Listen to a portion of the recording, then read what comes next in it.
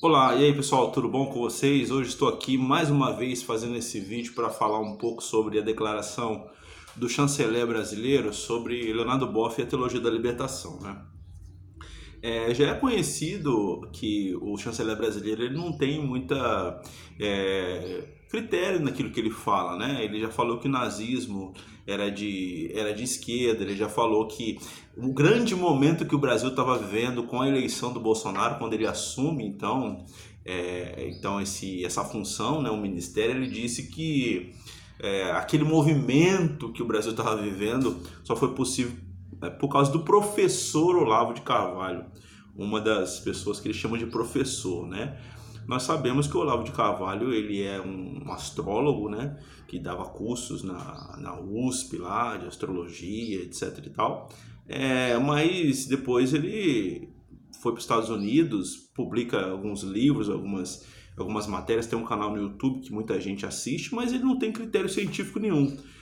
Inclusive, ele se coloca contra a academia em alguns sentidos, né? Nega verdades históricas, envolto em teorias da conspiração, etc. Agora, um dos seus discípulos, Ernesto Araújo, que é o chanceler brasileiro, falou que um dos motivos, né, justificando ali alguma questão da Igreja Católica, do esvaziamento em certo sentido, né, se devia ao que ele chamou de teomarxismo do Leonardo Boff, né? Então ele resgata uma acusação lá da década de 70, em que Leonardo Boff foi acusado, né, de travestir a teologia de um marxismo e colocar isso em prática, né, como se a teologia da libertação ela bebesse na fonte do marxismo, né?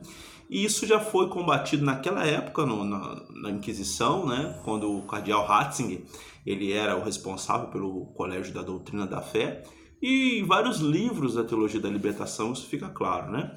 Lembrando que quem foi o primeiro autor brasileiro a escrever sobre a teologia da libertação não foi Leonardo Boff, foi Rubem Alves, num livrinho chamado A Teologia da Esperança Humana. Foi traduzido por uma Teologia da Esperança Humana, né?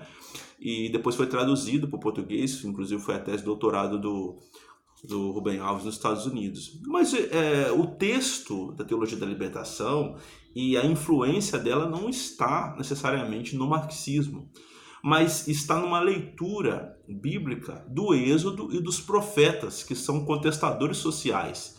O Êxodo coloca então como Moisés um grande contestador da situação, através da fé, obviamente, mas de uma situação de opressão que o povo vivia no Egito.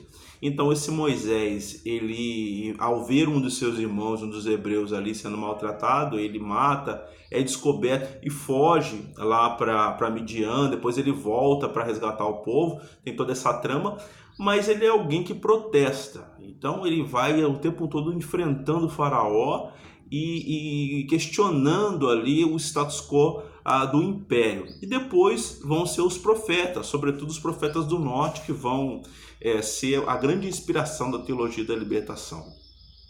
Ela tem um grande slogan, vou dizer assim, e a grande sacada teológica da teologia da libertação, que foi a descoberta ou até mesmo a ênfase de Javé, o Deus de Israel, na figura dos pobres.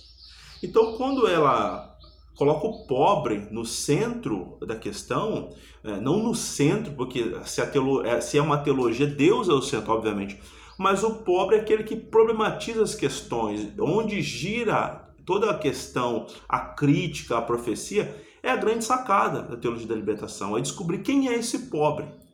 Quem é esse pobre? Quem é esse explorado? Quem que são essas pessoas que Deus está sempre protestando, sempre ao lado delas? Então essa é a grande sacada da teologia da libertação. Agora, uma questão que se tem que fazer uma ressalva é sobre o instrumental que ela utiliza. Obviamente que na grande maioria do seu desenrolar ela utilizou o instrumental marxista, a teoria da dependência, para fazer a leitura dos fatos.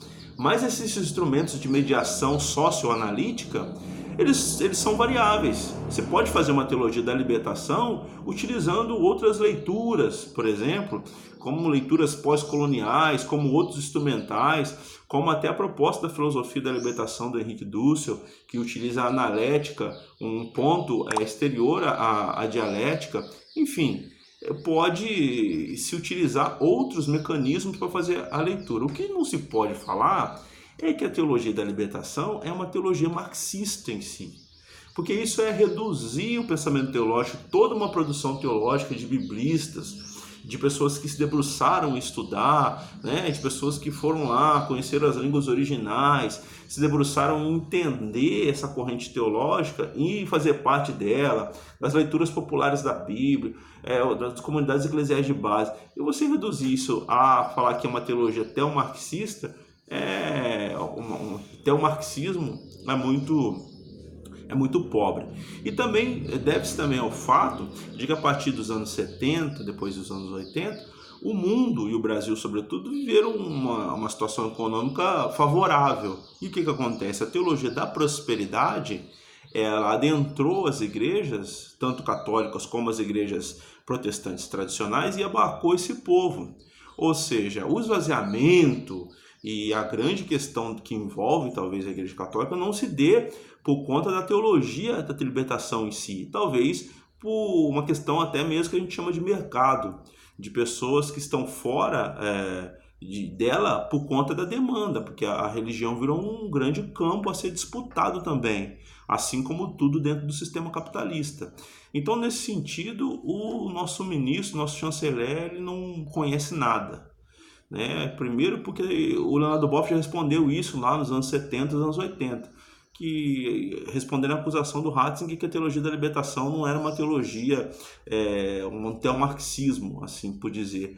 E ele também, quando o faz, Ernesto Araújo, quando o faz, ele o faz sem saber fazer uma leitura coerente da realidade. Então, para que isso seja de fato analisado, nós precisamos de uma leitura de alguns livros, como Testemunho e Libertação, do professor Cláudio de Oliveira Ribeiro.